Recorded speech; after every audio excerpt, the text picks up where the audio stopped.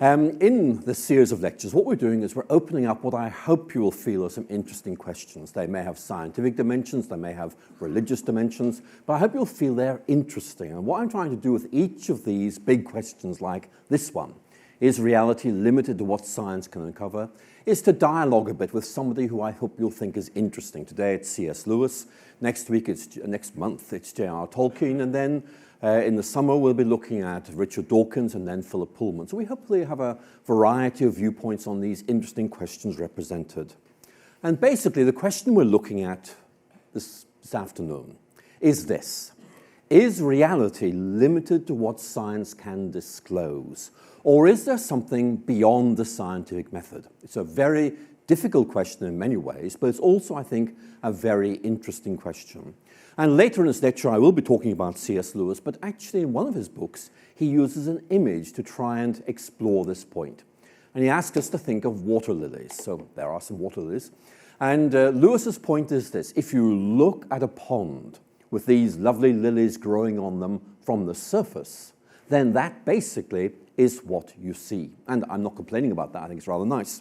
But Lewis's point is this. What you don't see is what's beneath the surface. The system of stems, the roots that anchor these plants to the bottom of the pond. And Lewis's point is that maybe it's helpful to think of this as a metaphor for our grasp of reality. We see some stuff on the surface, and that's good and helpful and useful, but maybe there's something we don't see, something that's beneath the surface, and maybe what's beneath the surface helps us to understand what we do see on the surface. So I think there's a very interesting cultural debate going on at the moment, basically about which discipline offers us the most reliable source of knowledge for ourselves and for the world. And traditionally, people have said, well, philosophy helps with that, maybe theology helps with that. But more recently, science is very often proposed as the discipline which supremely has the competence to answer the big questions about our universe and indeed the meaning of our life. And some of you may have read Stephen Hawking's recent book, The Grand Design, in which he declares that philosophy is dead, leaving the field clear for scientists who will become, I quote from him, the bearers of the torch of discovery in our quest for knowledge. And that's a very interesting and very influential view, and it's one I'll be exploring with you a bit in this lecture. And of course, there are others who would agree with Hawking.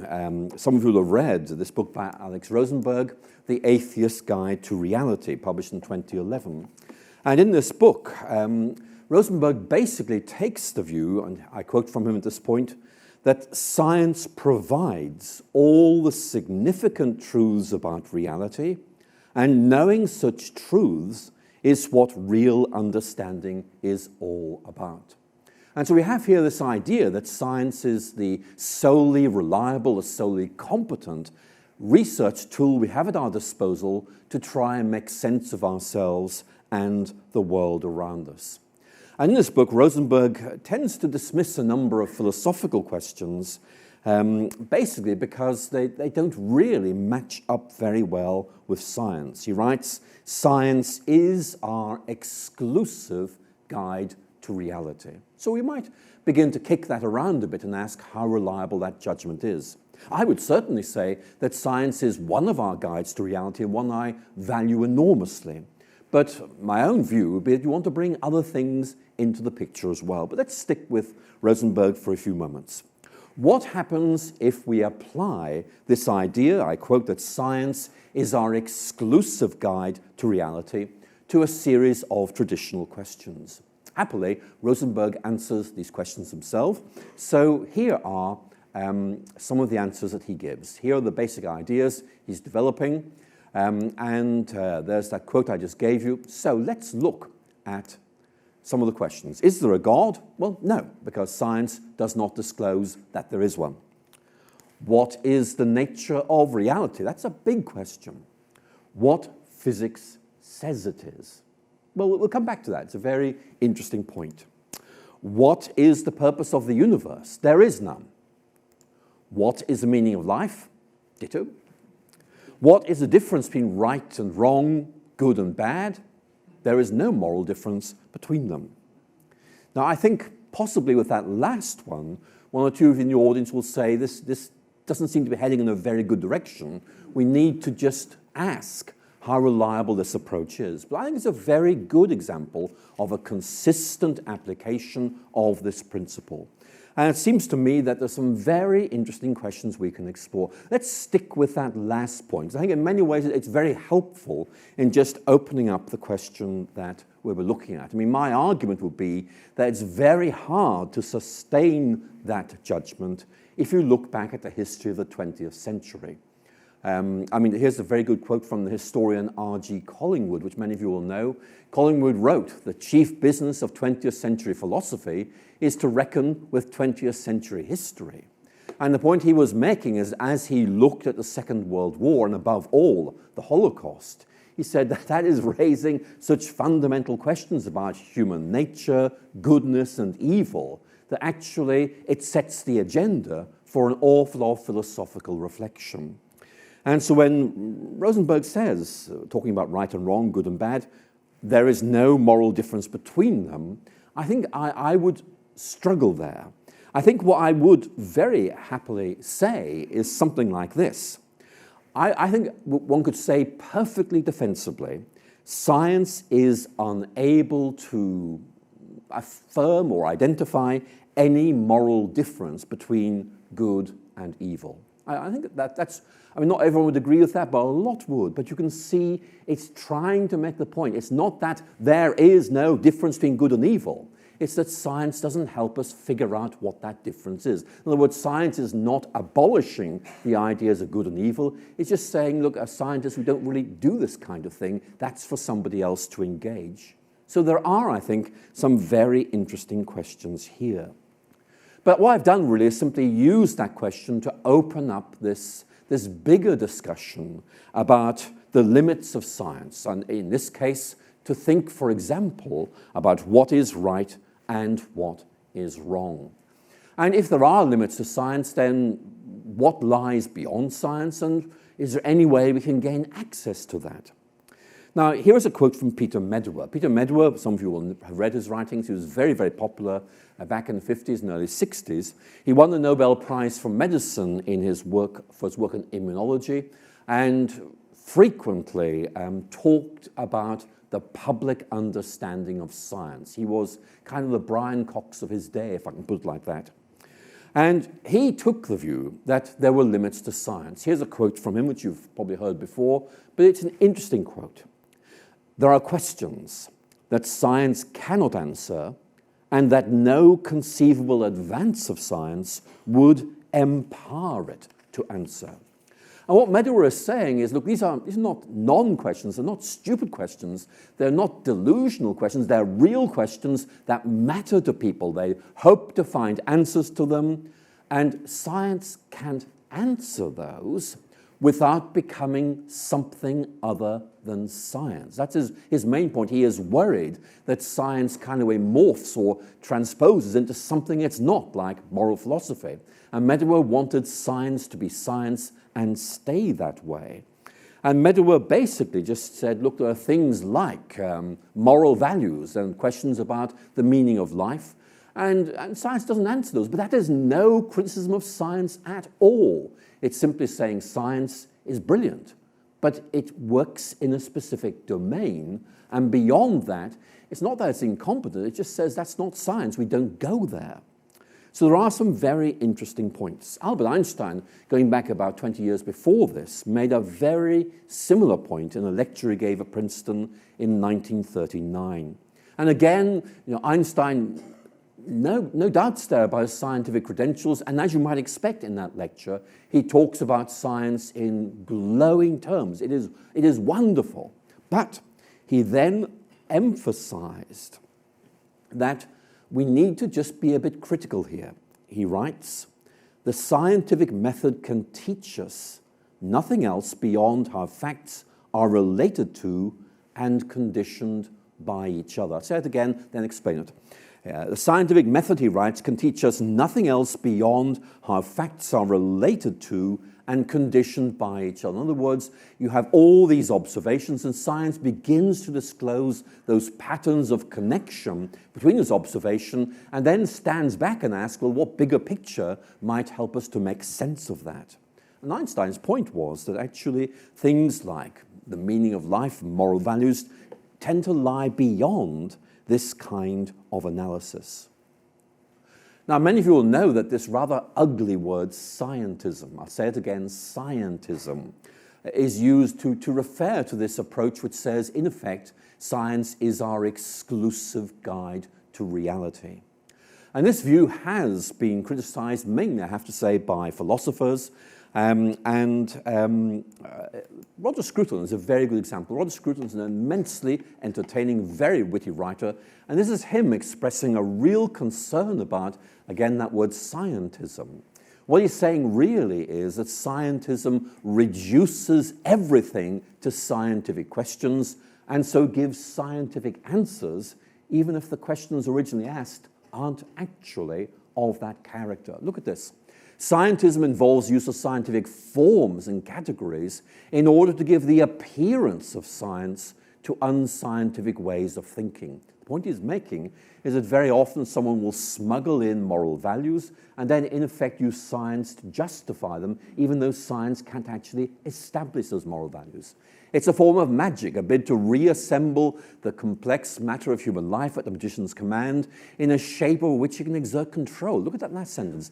It's an attempt to subdue what it does not understand. In other words, it's trying to, in effect, reduce everything to science.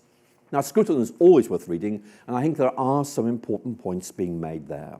But it seems to me there's an important debate here, which is going on around us, which I think goes well beyond the well-known tensions that exist between the natural sciences and the humanities. Many of you remember that lecture by C.P. Snow at Cambridge on the two cultures. They just don't talk to each other.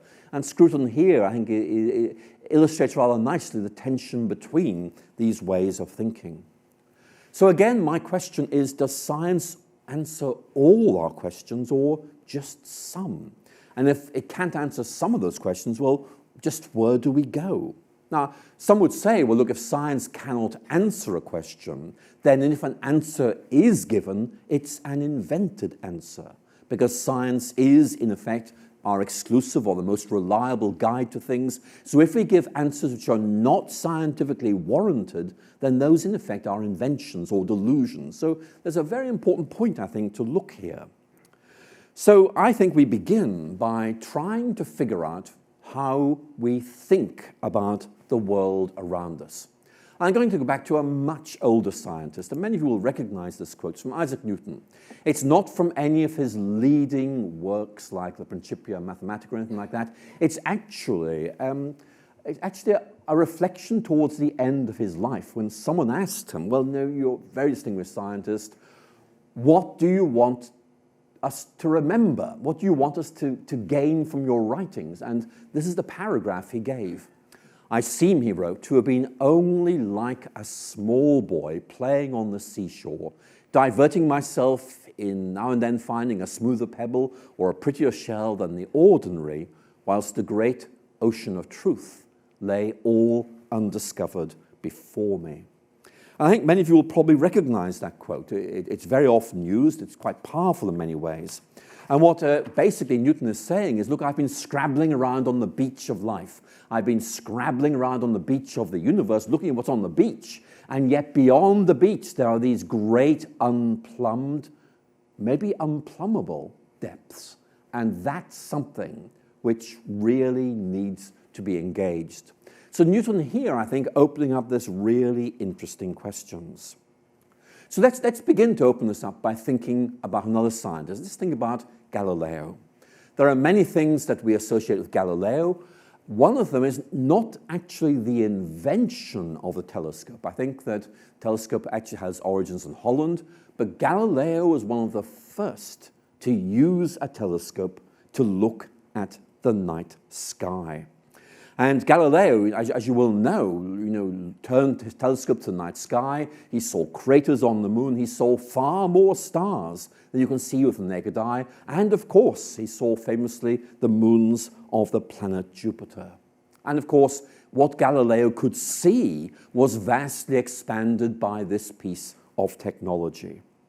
But I think the important point to bring out here is this, that it wasn't as if the moons of Jupiter or the craters on the moon or all the new stars you could see suddenly came into existence simply because Galileo used this instrument.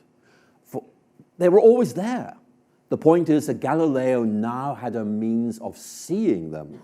In other words, what many regarded as the limits of things turned out simply to be the limits that arose from our natural human capacities, which were capable of being extended. And when you extended them, you saw far more. You began to realize the universe was greater than the naked eye, the naked ear could disclose. So there I think we begin to see that actually we are beginning to move towards thinking that there are things that are there that we can't see because of limitations placed on us as human beings. And the question is, can we overcome these limitations, for example, by using a telescope or, of course, a microscope? Or are there some areas in which those limitations are always going to be with us? So I think you can see there's a real issue there. Those of you who study philosophy will know that in the philosophy of science, there's a real debate about the problem of what is called the unobservable. And unobservable is something whose existence or nature or properties is not directly observable by human beings, but which we say we need to propose if we're going to make sense of what we do observe. Now, the classic example would, of course, be Newton himself, the idea of gravity. Newton, famously made a connection where really nobody had made this connection before between the way that planets orbit the sun and the way in which objects fell to Earth, the very famous apple being a good example. And Newton, in effect, saw something which nobody else, as far as we can see, had basically imagined. And that is that something very similar was happening in both these cases. Matter was being attracted to matter, an apple to the earth, a planet to the sun, and that explained what could be observed.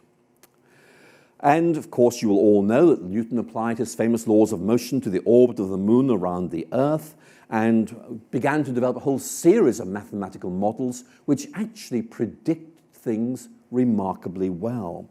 Newton every now and then got things wrong. For example, he used an inaccurate estimate of the distance between the Earth and the Moon to make one calculation. But if you make a more accurate estimate of that, then Newton's equations work very well. But here is the point I want to make. How did Newton himself feel about this idea of gravity? Because remember, Newton was saying, I observe the way the planets go around the sun, I observe the way objects fall to the earth, and as a result of this, I hypothesize that there is something we cannot see, and probably never will see, called gravity, which makes sense of this. And Newton actually was profoundly uneasy about this idea because it seemed to him to, first of all, be very counterintuitive, but secondly, to be something that could not be confirmed by any human sense. So there's a very interesting point there that emerges from this. If we were to summarize Newton's line of thought in a sentence, I think it would go like this. We need to propose something that we cannot observe to explain what we do observe. And I'm sure many of you, as I've been talking, will be making connections with other areas of thought as well. The one I think many of you will be thinking of is the very famous example of dark matter. Dark matter is not something that we observe. In fact, it's something we can't observe by definition. And the reason for believing that there is this stuff called dark matter is that there's a mismatch between the amount of material we can observe in the universe and the amount that seems to be there in the light of the gravitational force it generates. In other words, Newton's idea of gravity, when you begin to ask how much matter must there be in the universe to explain the gravitational forces we observe, you get a much higher answer than the amount of matter that can be observed to be in the universe. So you have to hypothesize there is dark matter, which really is there, but cannot be seen. Now, for some, that will raise awkward questions. I mean, you are proposing something that is undetectable, that cannot actually be empirically observed. But those who defend dark matter, and most do, would say that it makes perfect sense to propose something that can't be seen to explain what can be observed. And in many ways, it's a very good example of how scientific theories work. In effect, if this way of thinking is right, it makes sense of this and this and this, and without it, the whole thing would not hang together as a coherent big picture. And in many ways, Newton himself and others, in effect, were trying to develop the best big picture, which allowed us to provide a theoretical framework that made sense of what we actually observe in the world.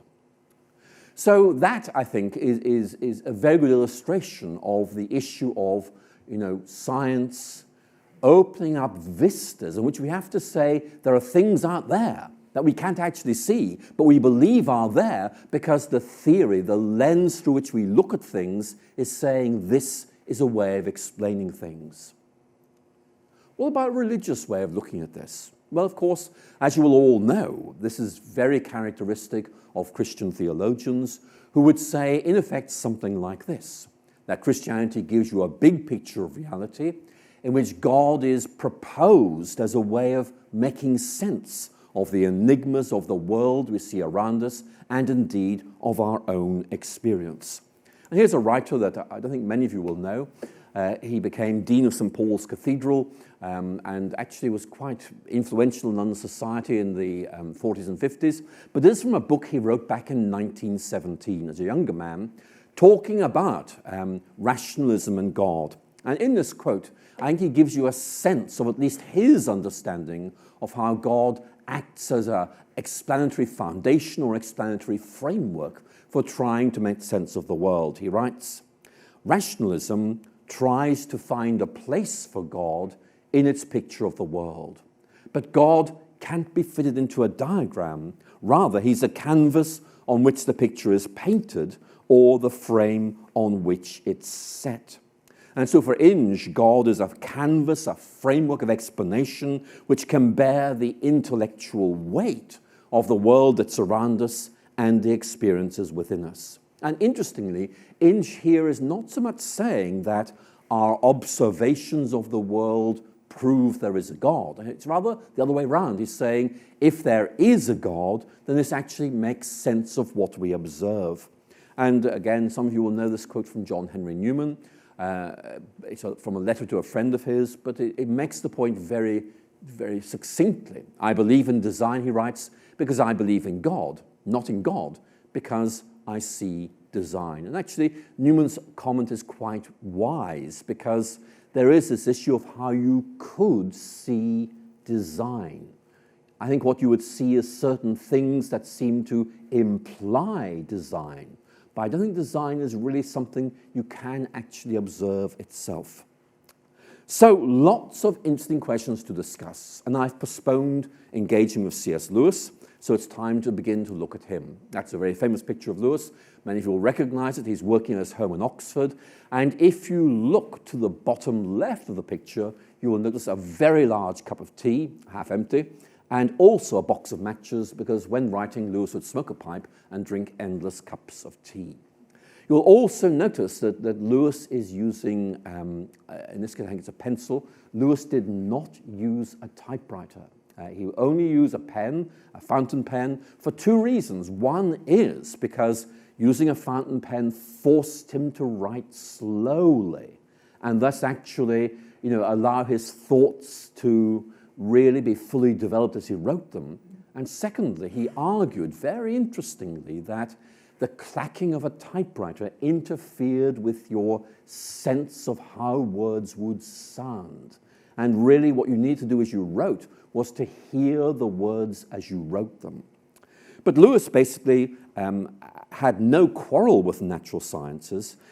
He liked science, and of course, as a fellow of Magdalen College in Oxford, he knew lots of scientists, interestingly, including Peter Medawar, who I mentioned earlier. I think there were really two issues which Lewis thought were interesting and important, and they both relate to this question I opened up right at the beginning of this lecture. One, of course, was whether human knowledge was limited to what the natural sciences could disclose.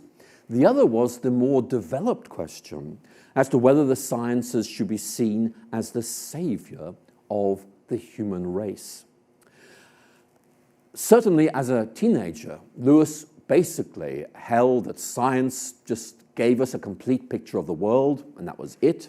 And actually, science was the only hope for the human race. Lewis's views changed a bit when he fought in the First World War and saw what science was being used for in the technology of warfare.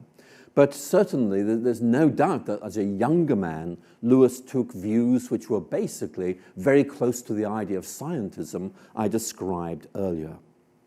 Now, Lewis loved stories. I mean, as a child, he found these entrancing. And one of his favorite group of writers were what we would call science fiction writers, like Jules Verne. But H.G. Wells, of course, was particularly important. And Lewis found himself, as he began to grow older, he developed a Christian faith, he also began to become anxious about the way the world was going in the 1930s with the rise of fascism in Germany and things like that. And Lewis began to wonder if science actually was something that could be used to oppress people as well as to liberate them. And Lewis, I think, began to think questions which began to make him ask awkward questions about the kind of ideas he found in H.G. Wells. H.G. Wells, to Lewis, seemed to propound a kind of scientific optimism, that as we master science, then in effect we master our world and are able to change that world, so in effect it's adapted to our own needs and agendas and concerns. And Lewis found that troubling. He found it troubling because it wasn't he objected to some of the benefits of technology.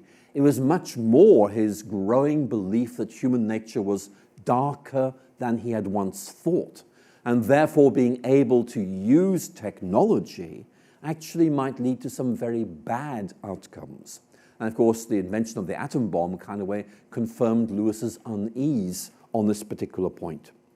But basically, what Lewis began to realize was that H.G. Wells' scientific optimism, which he expressed in so many of his novels, needed to be challenged. And one of the reasons why Lewis began to use fiction, initially books like Out of the Silent Planet, Perelandra, That Hideous Strength, was to try and use the same literary genre as Wells, but set out different ideas. In other words, using science fiction, like Wells, but instead of developing this scientific optimism, developing what Lewis himself would call a form of realism. So Lewis basically was concerned about science. And this is a quote some of you may know. It's from an essay just written after the Second World War. Dreams of the far future destiny of man were dragging up from its shallow and unquiet grave the old dream of man as God. And many of you will recognize there the kind of appeal to Prometheus, the guy who stole the fire from the gods in Greek mythology, and actually for many writers of the 18th century was a symbol of the Enlightenment. In other words, Prometheus stole from the gods, enabling humans to do things which up to that point had been denied to them. And Lewis is just saying there are real concerns here about what is going on. So basically, we need, I think, to pause at this point and just be fair to Wells, because Lewis is critical of Wells, but actually Wells himself, as a result of the Second World War, began to entertain doubts about the way in which human beings were using science. And you may have come across Wells's book of 1945 called Mind at the End of Its Tether. Again, Mind at the End of Its Tether. If you haven't read it, it is very, very interesting. It's Wells looking back and beginning to wonder if actually he'd been just a little bit over-optimistic at one or 2 points, beginning to say maybe there is something wrong with us which actually we cannot really sort out. I think it's an important point because Lewis is making criticisms of Wells, which actually Wells in some way seems to have been alert to himself. In other words, internally, Wells was beginning to wonder whether science was quite as good as discovering things and quite as good as actually enabling humanity as he once had thought.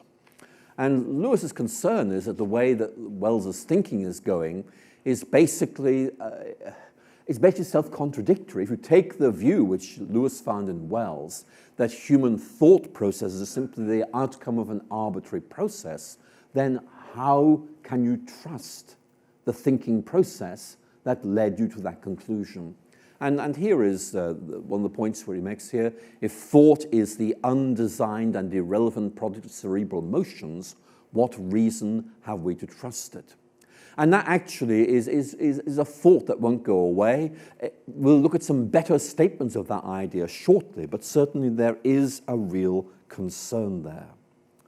In his Mind at the End of Its Tether, again written in 1945, with the Second World War very much in his mind, Wells basically began to enunciate the idea that science wasn't really good at dealing with fundamental problems of human nature or moral questions. In one section, Wells is reflecting on the horrors of the Second World War. And then he writes these words, listen to these. The present writer has no compelling argument to convince the reader that he should not be cruel or mean or cowardly. And Wells notes that these things are already, I quote, in his own makeup in a large measure, and therefore to act naturally is to follow those instincts. And really, Wells struggled to find a scientific basis for morality when science simply seemed to observe that human beings did things which we might think of as fundamentally selfish. And we'll talk about Richard Dawkins' selfish gene 2 lectures from now. We might be able to build on this very interesting point. So there are some points here that I think are really interesting. Again, coming back to Lewis's point here, Lewis basically is critiquing what he calls naturalism. Now, I need to just say to you that naturalism is one of those words that does mean different things to different people. And Lewis here is using this word naturalism to mean something like a way of thinking about who we are as people and our distinct capacities and processes, which is basically simply the outcome of a natural process which did not have their emergence in its gun sights. In other words, these things were just undesigned, and therefore we have to ask questions about how reliable they are. And Lewis basically is echoing a thought you find in many previous writers like G.K. Chesterton. This is a classic example of a critique of a thought which Chesterton links as materialism, but actually you and I would probably now link this more with certain postmodern ways of thinking. The man who represents all thought as an accident of environment is simply smashing and discrediting all his own thoughts, including that one. And Lewis had read that and actually found that quite significant. But here is a similar concern in the writings of J.B.S. Haldane. Haldane, in my view, one of the most interesting scientific writers of the 20th century, a Marxist who was also a scientist, and very self-critical at points. And this is one of those points of reflection, where again he's saying, look, I'm a materialist. You know, we are simply an aggregate of atoms and molecules, and then begins to reflect where that thought might take him. if my mental processes are determined wholly by the motions of atoms in my brain, I have no reason to suppose that my beliefs are true. They maybe sound chemically, but that doesn't make them sound logically. And hence I have no reason for supposing my brain to be composed of atoms. Now, there are replies you can give to Haldane. The reply that is most often given, and which actually, in my view, is perhaps the most plausible, if you want to eliminate every metaphysical aspect of this, is simply to say, well, it may be difficult to justify this, but it does seem to work. And therefore, its success is actually a useful way of judging whether it is true or not. But nevertheless, Haldane saw there being a problem there. So let's begin to move on and ask where this takes us. Again, we'll stick with C.S. Lewis for a little bit, then I'll move on and look at some others. Lewis basically worries that materialism, what he calls naturalism, gives an account of human nature which defines us on the basis of our physical components. In other words, we are thinking machines or something like that, and the question therefore is, on what basis can we trust the reliability of those thought processes? And in his 1943 work, The Abolition of Man, Lewis begins to look at these questions in more detail. It's a short book. It's a difficult book. Those of you who've tried to read it will probably see it take a long time to do it. It's not one of Lewis's best-selling books at all. But in it, Lewis is saying that we've got to try and avoid saying that we simply construct within us or invent ideas about the world around us. There is something in the world that we are responding to. Now, most scientists would say, well, we can go along with that, but Lewis extends it beyond science. Here is a quote from Lewis about aesthetic judgment. And again, this is something where I think the audience here will be divided, but it's a very interesting point. Someone says, looking at the waterfall, saying, this is sublime. What's he saying? Is he saying that waterfall has certain qualities which make it sublime? Or is it simply, this is the way I feel about it, and therefore, when I say this is sublime, I mean it is evoking subjective sublime feelings within me. It's a statement about me, not a statement about the waterfall. And, I mean, we all have views on this one. Lewis, I think, was very concerned that this seemed to, in effect, make us the judge of all things, and thus to be inattentive to the world around us. Lewis suggests, for example, that until quite recently, people believed, I quote, that objects did not merely receive, but could merit our approval or disapproval. Now, there's a lot more that could be said about Lewis. Lewis is very interesting here, because one of the points that Lewis is exploring is this question about where things like aesthetic judgments, moral judgments, actually come from. And Lewis's argument is that science may contribute to our reflections, but it's not a basis for them in the first place. So what I'm going to do is then use this as a way of transitioning into an argument, a discussion, which many of you will be familiar with. Is reality limited to what science can uncover? Let's look at the whole area of morality, which is a classic example of the kind of debates that this opens up. So we're going to look at Charles Darwin's Descent of Man. Very famous book, published in 1871. Darwin published The Origin of Species in 1859 and felt he needed to wait a judicious amount of time before publishing The Descent of Man, because although it is implicit in The Origin of Species that human beings also evolve, Darwin didn't want to focus on that in its totality and waited till 1871 to look at the evolution of humanity. And Darwin's argument in that book is complex, but one of the points he makes is that in his view, human beings are biologically inclined to be sympathetic, altruistic, and moral, in that this proved to be an advantage in the struggle for existence. And many of you will know that Herbert Spencer developed Darwin's ideas into what we very often now describe as social Darwinism.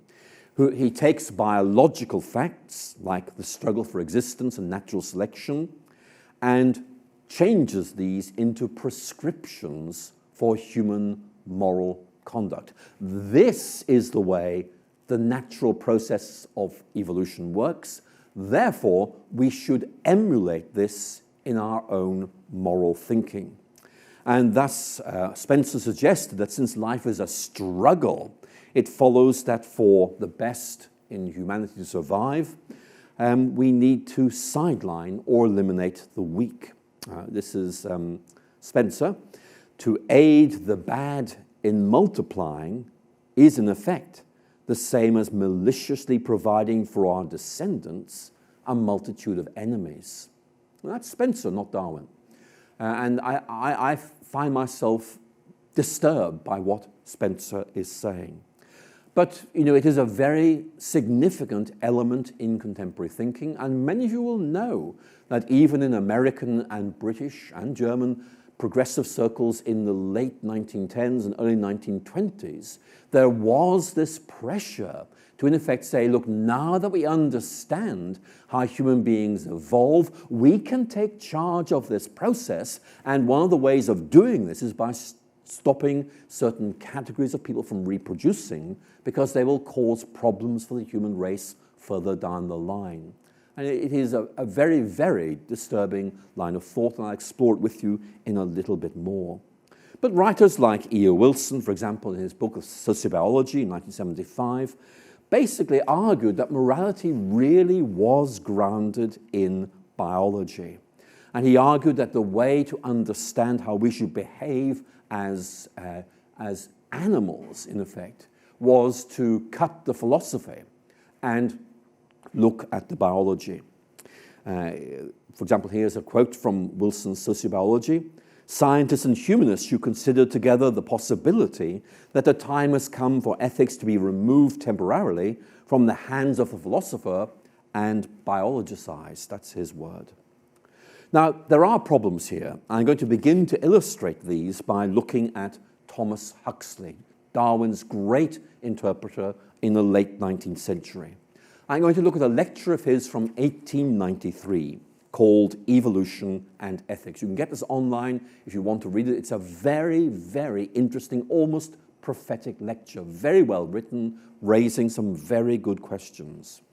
Huxley asks, why have we as human beings risen to the top? Why are we so successful?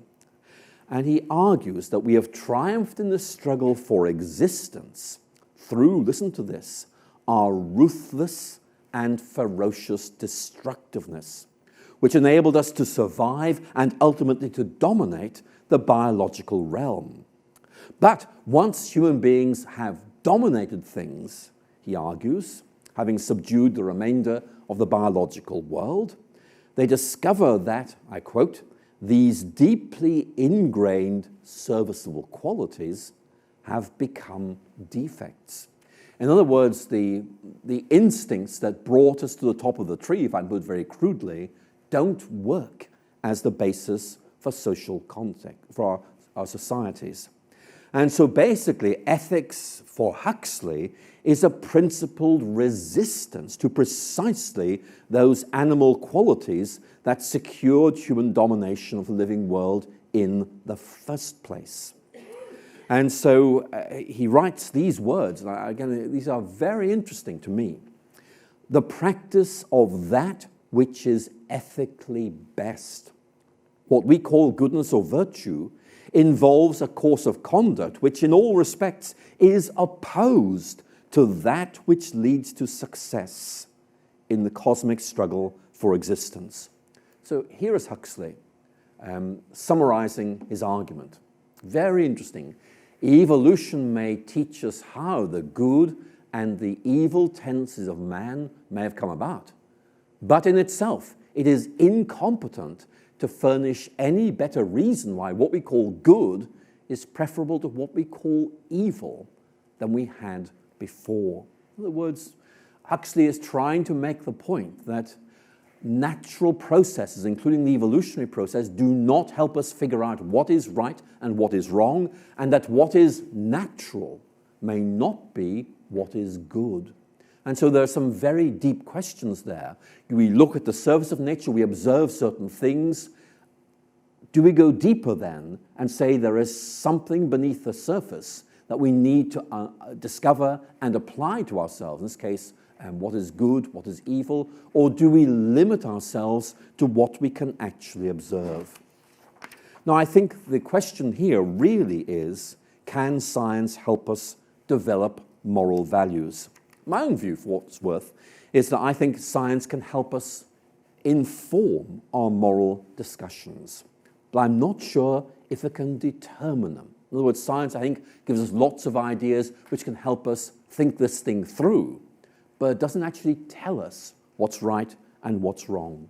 And some of you will have read a book by Sam Harris called The Moral Landscape, in which he tries to develop the idea that science is able to give us objective moral values. It's a very attractive idea because for many people, including myself at times, ethics seems to be free-floating. It'd be great if there was something definitive that's normative for all of us, which enables us to say, this is right, this is wrong. Harris's argument is that science can do it. The subtitle of that book, The Moral Landscape, is very interesting. Here it is, How Science Can Determine Human Values. And so I think there are some real interesting points in this book, and I think that it is worth reading. But at the end of it, you are left wondering whether, in effect, what Harris is really doing is bringing to the discussion his own set of moral values and finding those reflected in what he sees in science. In other words, that there's a sort of smuggling in of moral values which are somehow endorsed by the application of science. And that would be, I think, my concern about that, though obviously there is more that needs to be said. As C.S. Lewis himself pointed out, there's a tendency for scientists to absorb the moral values of their context, for example, their own peer group, and then to perhaps retroject those values onto the scientific enterprise itself. In other words, that moral or social values that really have cultural, not scientific origins, kind of way find their way into science by a process of osmosis and are assumed to have some kind of scientific warrant. Now, all scientists find themselves troubled by this, and Charles Darwin is no exception. I'm going to show you a passage from The Descent of Man, which is not very often cited these days, and I think you'll see why. This is Darwin reflecting on why certain groups of human beings are more successful than others. The Western nations of Europe now so immeasurably surpass their former savage progenitors that they stand at the summit of civilization. The civilized races of man will almost certainly exterminate and replace the savage races through the world. Now, let me defend Darwin before I express concern. He is not commending the extermination of what he terms savage human races by more civilized races. He's simply expressing the wider cultural judgment of his day that this process would take place, and that Western culture then stood at the apex of what was seen as this civilizing process. But I think you'll all know that some saw this thought as a motivation for what we now call colonialism. So there's a cause for concern there. And I mean, Darwin's own language, this is a passage not very far away from that one, is basically that there's a struggle for existence going on, and that we are caught up in this struggle, and we just have to realize that if we are to plan for our own future, we have to try and deal with these issues. So what I want to say here is that there's some really interesting questions that all of this opens up. The main one I've been exploring with you is this. Let's go back to that rather nice picture which I opened the lecture of the water lilies. Are things like the meaning of life, what is good, what is bad, things that we can read off from looking at our world around us? In other words, like the lilies and lily leaves and lily flowers on the surface of the pond? Or do we need to go deeper beneath the surface to try and understand what they are? And that image, I think, is quite helpful. It raises, first of all, the philosophical question of whether reality is limited to what we can observe. And I talked about that in the first half of this lecture. And one of the points I was trying to make is that we must never limit reality to what we as human beings can observe, precisely because of the limits on our observation. We are limited by our eyes, by our ears, so many things, and there is a bigger universe out there that perhaps technology enables us to appreciate more than our natural human capacities. But I wanted to take this further and begin to ask whether science is able to help us with some of these deeper questions about meaning, about values, because there I think we are going deeper than simply what we can read off the natural world around us. So in many ways, what I'm trying to say is, it seems to me that science is wonderful in so many words. Help us to understand this world. It may help us to master it. But using that language of mastery is really very, very dangerous in some ways. Because if you master something, then what are you going to do with it? What ethical principles would govern what, in effect, you are doing? So in many ways, what I've done in the final moments of this lecture is transition to the topic of the next lecture. What I'm looking at there is this whole question of technology. And the issue I'll be looking at next week, focusing on J.R.R. Tolkien, is whether technology, in effect, is something that improves our world, or something that, in effect, makes us prone to some of the deeper flaws of human nature. And one of the points I'll be making is that technology enables us to do things that our progenitors could only aspire to. And some of those things may well be very, very good, and some of them may not be.